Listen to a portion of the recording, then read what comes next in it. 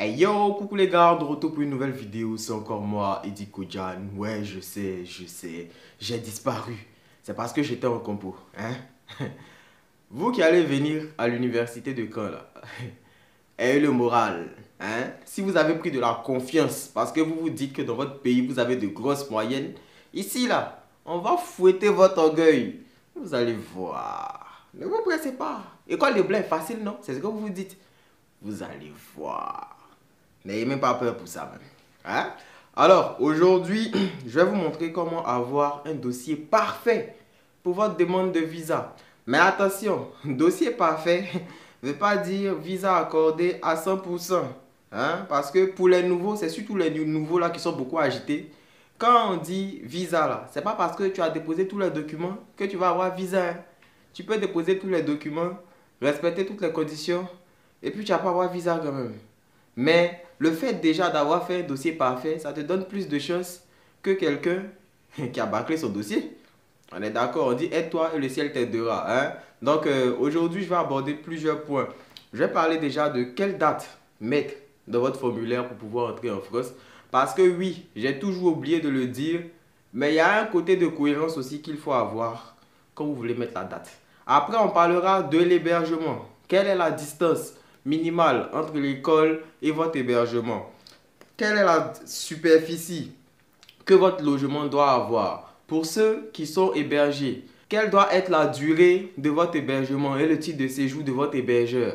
Après ça, on verra encore le niveau du garant. Comment doit être fait la prise en charge pour que tout soit parfait. Voilà, donc on va parler de ça aujourd'hui, ok? Pour ceux qui viennent de me découvrir, vous êtes sur la chaîne de l'envoyé de Dieu. Vous ne le savez pas encore, mais quand vous allez regarder mon contenu, vous allez savoir que je ne dis pas ça pour rien. Chacun a sa mission, hein? Voilà. Donc, si mon contenu vous plaît, n'hésitez pas à vous abonner à cette chaîne, à me laisser un pouce vers le haut, à me suivre sur tous mes réseaux sociaux qui s'affichent là. Suivez-moi, c'est là-bas on pose les questions. Et puis, il répond quand il voit. Et aussi, n'hésitez pas à poser vos questions en commentaire pour que je puisse répondre et que ça aide un maximum de personnes. Si vous êtes prêts, on commence.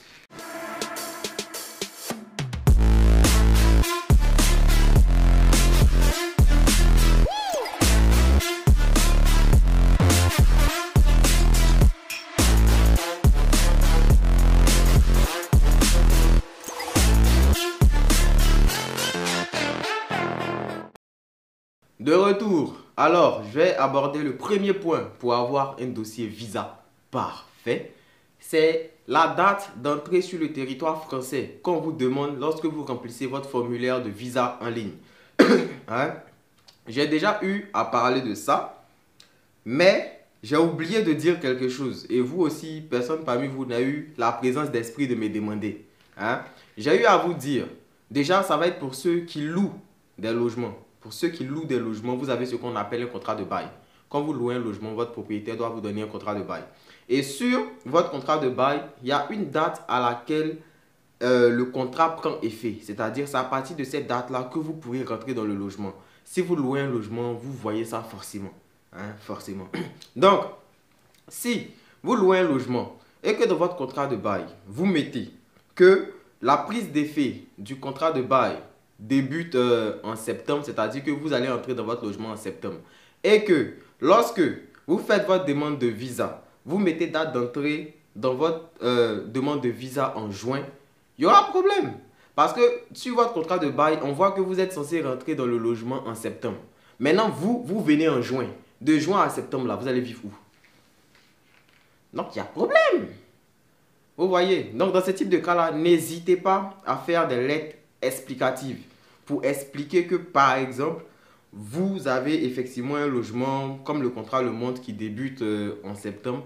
Mais en attendant, vous allez vous faire héberger, par exemple, par un ami ou bien par un oncle qui peut résider dans une autre ville. Là, on s'en fout parce que vous avez déjà votre logement dans votre ville. Donc, celui qui va vous héberger, le temps que vous puissiez entrer dans votre logement, là, il peut être dans une autre ville. Il n'y a pas de problème pour ça. Voilà, vous voyez. Donc, vous faites une lettre explicative pour expliquer que vous allez loger ailleurs. Vous mettez les documents de la personne qui doit vous héberger là. Pendant le petit temps jusqu'à ce que votre contrat commence, vous mettez ces documents et puis c'est flex. Hein? Mais attention, ça c'est pour ceux qui ont des contrats de bail. Si vous n'avez pas de logement là, ne prenez pas quelqu'un qui va vous héberger qui est loin de votre établissement. C'est-à-dire quoi? Vous n'avez pas loué de logement. Vous n'avez pas loué de logement. Vous partez vite. Et puis, vous vous faites héberger par exemple par quelqu'un qui est à Paris alors que votre école est à Caen. On va vous refuser le visa. Ça va? La lettre explicative dont je parlais là, c'est pour ceux qui ont déjà eu un logement. Mais la date de prise d'effet du contrat, c'est-à-dire la date à laquelle ils doivent rentrer dans le logement, est loin. Sinon, ils ont déjà leur logement. Ils ont leur contrat de bail. Donc, en attendant, ils vont vivre quelque part. Ça, c'est seulement pour eux. Parce que là, le consulat a la certitude qu'ils vont vivre quelque part. Même si ce n'est pas dans la même ville. Mais au moins, on sait qu'il y a un logement dans lequel ils vont habiter à partir de septembre. Donc, ça va. Mais si vous n'avez rien de tout ça et que vous prenez une attestation d'hébergement de quelqu'un qui est censé vous héberger, par exemple, votre école est à Caen ici, lui il est à Paris, et vous faites une lettre explicative disant que vous allez rester chez lui le temps de faire une recherche de logement pour trouver un logement, on va vous refuser le visa. Logement ici, là, ça ne se trouve pas en 2 semaines, même dans votre pays. Je ne suis même pas sûr que vous pouvez trouver un logement en 1 semaine ou en 2 semaines. Ça ne se fait pas comme ça, hein? Ça ne se trouve pas en 2 semaines. Il y a tellement de papiers à faire. Donc, c'est clair, date du début de contrat doit être en adéquation avec votre date d'entrée sur le territoire français. Ok? Si votre contrat commence le 1er août, moi je vous suggère de mettre comme date d'entrée sur le territoire français le 1er août lorsque vous allez remplir votre formulaire. Si vous mettez une date avant le 1er août, n'hésitez pas à faire une lettre explicative pour expliquer où vous allez habiter le temps que votre logement soit libre, disponible pour vous. Ok? J'ai parlé en français tellement terre à terre, j'ai essayé d'expliquer comme je pouvais. Si vous n'avez pas compris ça, je ne peux rien faire pour vous. Et puis en même temps, j'oubliais. Il y a des gens là, c'est-à-dire que vous voulez tellement bien faire les choses que finalement vous allez gâter. Lettre explicative là, c'est pas obligé de mettre ça dans un dossier. Parce que à chaque fois on m'écrit Eddie, est-ce que dans mon dossier je dois mettre une lettre explicative? Vous entendez lettre explicative? C'est une lettre qu'on fait pour expliquer quelque chose quand on estime qu'il y a quelque chose qui n'est pas clair, il y a quelque chose qui est flou. Mais vous là, vous voulez faire lettre explicative pour expliquer quoi? Si vous n'avez rien à expliquer, vous ne faites aucune lettre explicative. C'est pas parce que votre camarade a fait lettre explicative qu'il a eu son visa que vous aussi forcément, vous allez venir expliquer quelque chose. Et dans la majeure partie des cas, quand vous faites ça là, vous leur mettez, je ne sais pas comment je vais dire, vous attirez leur attention sur des choses qu'ils n'ont même pas remarquées. Parce qu'il y a des choses là, on n'a pas besoin de faire lettre explicative pour ça. Voilà. Sauf quand il y a vraiment un souci de cohérence qui se pose. Toi, par exemple, dans ton pays, on ne te demande pas de lien de parenté. Tu allais acheter ton garant quelque part là-bas, on voit que ton garant est blanc. Toi seul, tu viens, tu te lèves, tu fais une lettre explicative disant que ton garant là, c'est un membre que ta grand-mère a élevé et tout, et tout, et tout, et tout. C'est comme si on t'a rien demandé, toi seul, tu viens t'expliquer. Tu vois qu'il y a un problème, non? Donc, quand c'est comme ça, on va bien regarder. C'est quand vous faites ça, on va vous demander de légaliser. Et comme vous avez acheté, vous ne pouvez pas légaliser aussi. Sinon, quand eux voient que vous avez garant blanc, et puis vous êtes noir là, ils savent que vous avez acheté. Mais si ça respecte les conditions, vous allez avoir le visa. C'est comme ça. Donc, n'allez pas faire lettre explicative pour vous mettre dans des pétrins cadeaux. Sinon, les gens qui sont noirs, qui sont en Afrique, qui ont visa avec garant blanc, là, ils sont nombreux. Ils ont acheté ça. Le consulat le sait. Mais ça respecte les conditions. Donc, ils veulent prendre. C'est comme ça. Donc, s'il vous plaît, vous voyez par exemple le cas où il a parlé de lettre explicative, où il a son logement, où il doit rentrer en septembre, mais sur son formulaire, il a mis qu'il doit arriver en France en juin. Ce sont des cas, par exemple, qui méritent d'être expliqués. Parce qu'on se dit que ton logement, tu rentres dedans en septembre, mais tu veux arriver en France en juin. Tu vis où? Ça, c'est des cas qui posent vraiment des questions, en fait. C'est des cas comme ça, vous devez expliquer. Pas que non, c'est ma tante qui vit là-bas qui m'a fourni. On s'en fout. Quand on voit les papiers là, on sait que c'est quelqu'un qui t'a fourni. Ça, on s'en fout. Voilà. C'est clair. Voilà. Maintenant, si vous voulez faire lettre explicative aussi pour montrer d'où vos fonds viennent, lorsque vous faites un compte bloqué, c'est possible aussi. Et je vous conseille, quand vous faites un compte bloqué, mais sinon, s'il n'y a rien à expliquer, rien vraiment qui nécessite une explication claire, ne faites pas de lettre explicative. Et puis, ne tentez pas d'expliquer ce que vous ne pouvez pas prouver. Ok? Ne tentez pas d'expliquer ce que vous ne pouvez pas prouver. Un blanc que votre grand-mère noire qui s'appelle Solange qui est dans un fond village là-bas à élever là. Vous allez prouver ça comment? Ne tentez pas d'expliquer ce que vous ne pouvez pas prouver. Vous allez vous mettre dans un problème. Bien, maintenant pour le deuxième point. On va parler d'abord même pour le deuxième point. de la superficie que doit avoir votre logement. Voilà. Si vous louez un logement dans lequel vous allez être seul, votre logement doit avoir minimum 9 mètres carrés. Si c'est plus grand que ça, on s'en fout. Mais ça ne doit pas être en dessous de ça, sinon vous allez avoir des problèmes. Parce que la loi ne vous permet pas d'habiter dans des trucs qui font moins de 9 mètres carrés. Ok? Ça, c'est si vous louez un logement. Si vous louez que c'est minimum 9 mètres carrés, ça va. On s'en fout que ce soit éligible aux APL ou quoi. Si c'est 9 mètres carrés, ça va. Ok? Voilà. Maintenant, pour ceux qui vont se faire héberger, c'est-à-dire pour ceux qui ont des attestations d'hébergement, veillez à ce que ceux qui vous hébergent aient des logements assez grands. Si la personne qui vous héberge vit seule, elle doit avoir un logement de 18 mètres carrés au moins. Voilà. Si ceux qui vont vous héberger, ils sont deux dans la maison, ils doivent avoir un logement de 27 mètres carrés au moins. Si dans la maison, ils sont trois, ils doivent avoir un logement de 36 mètres carrés au moins. Si dans la maison, ils sont quatre, ils doivent avoir un logement de 45 mètres carrés au moins. Si dans le logement, ils sont 5, ils doivent avoir un logement de 54 mètres carrés au moins. Hein?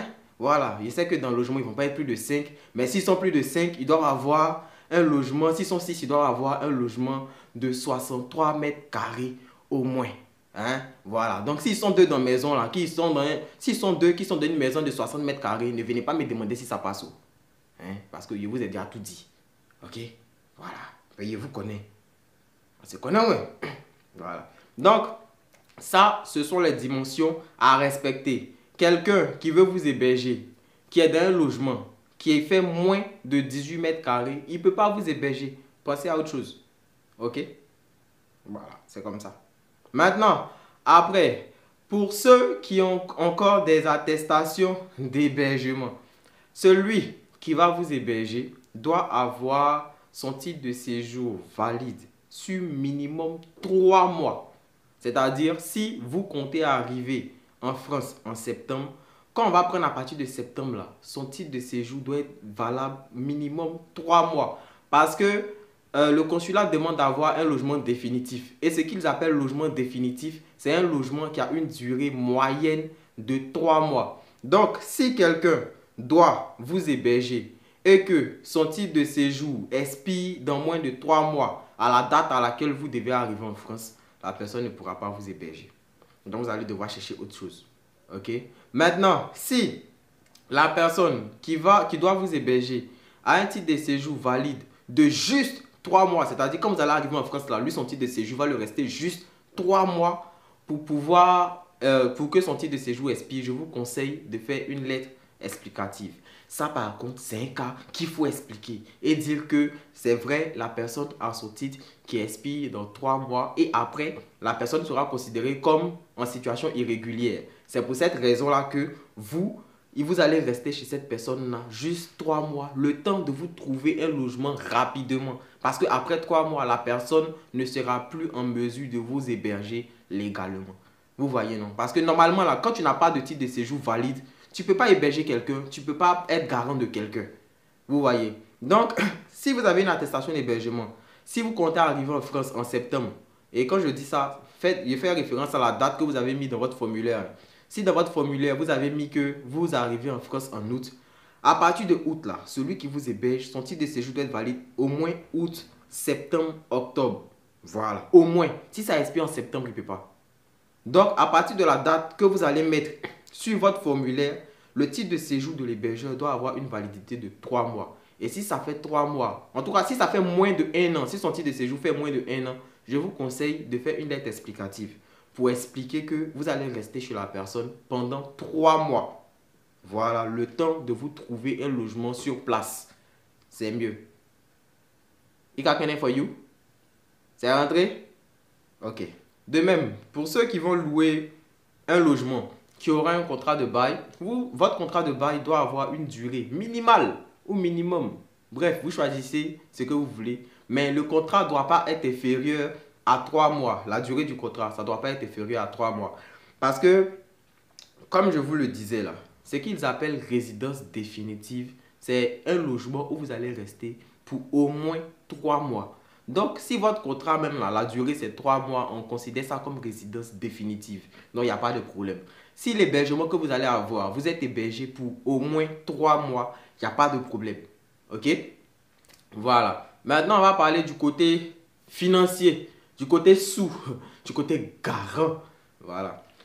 Déjà, ce que vous devez savoir, si votre garant réside en Afrique, à moins que, bon, je vais parler de résider en Afrique là d'abord. Si votre garant réside en Afrique, l'AVI, qu'on appelle attestation de virement irrévocable, c'est obligatoire. S'il n'y a pas ça dans votre dossier, alors que votre garant est en Afrique, vous n'allez pas avoir le visa. On va vous coller motif 5. Vous avez compris? Donc, si votre garant, celui qui va vous prendre en charge, vous et vos études, réside en Afrique, AVI là, faites.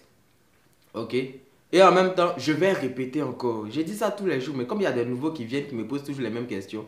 Quand on dit attestation de virement irrévocable, ce n'est pas obligé d'aller faire un compte dans une banque où vous allez mettre 5 millions dessus.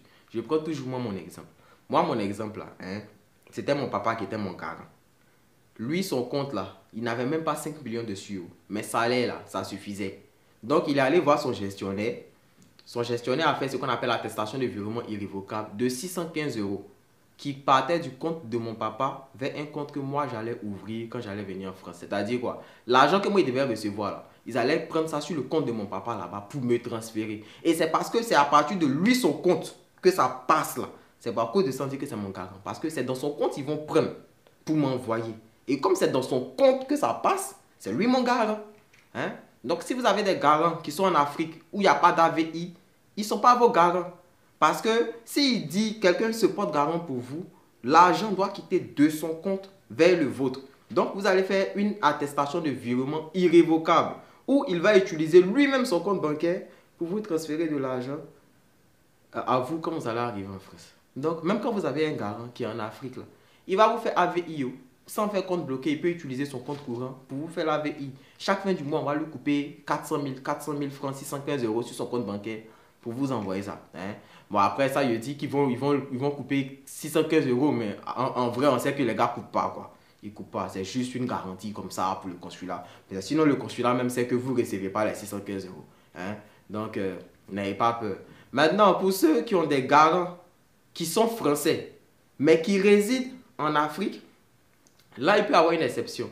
Si votre garant qui est français, mais qui réside en Afrique, a des comptes bancaires bien remplis en France ici, vous utilisez ces comptes bancaires bien remplis qui sont en France là et puis vous n'avez pas besoin de faire d'attestation de virement irrévocable. Voilà. L'attestation de virement irrévocable est obligatoire seulement quand votre garant est en Afrique ou quand vous-même vous décidez de faire un compte en votre nom pour pouvoir vous porter garant pour vous-même. Mais dans tous les cas, que votre garant soit en Afrique ou que vous-même vous souhaitez de vous prendre comme garant, du moment qu'il y a Afrique dedans, AVI là, c'est obligatoire. Voilà. Maintenant, si vous êtes en Afrique, que vous avez un garant qui est français, qui vit en France, parce que lui, il est français, il n'est pas obligé de faire une attestation de virement irrévocable. Il va vous faire une attestation de prise en charge. Ok? Donc, AVI là, c'est seulement quand votre garant réside en Afrique ou quand vous décidez de vous porter garant pour vous-même et que vous mettez 5 millions sur votre compte bancaire. C'est dans ces deux types de cas-là seulement que vous allez faire une attestation de virement irrévocable. Dans d'autres types de cas, il n'y a pas besoin de ça. Regardez même ceux qui sont en Haïti, là. Il n'y a pas d'attestation de virement irrévocable là. Il n'y a pas. Si ton garant est aux États-Unis, il n'y a pas besoin d'attestation de virement irrévocable. Si ton garant est en Chine, il n'y a pas besoin d'attestation de virement irrévocable. C'est seulement quand ton garant est en Afrique que l'attestation de virement irrévocable est obligatoire. Ou quand tu décides toi-même d'être ton propre garant en mettant 5 millions sur un compte qui porte ton nom.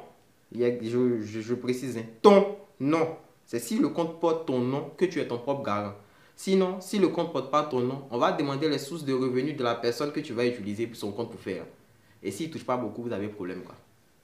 C'est bon? Voilà. Maintenant, pour parler du titre de séjour de la personne qui va se porter garant pour vous, ça va être différent de la personne qui vous héberge. Parce que Celui qui va se porter garant pour vous, c'est-à-dire celui qui va vous prendre en charge, qui va financer vos études, qui va vous envoyer de l'argent chaque fin du mois, lui là, s'il est en France, son titre de séjour doit être d'une durée minimale ou minimum de 12 mois, c'est-à-dire de 1 an. Si c'est en dessous de ça, vous ne pouvez pas le prendre. S'il est un récépissé, vous ne pouvez pas le prendre.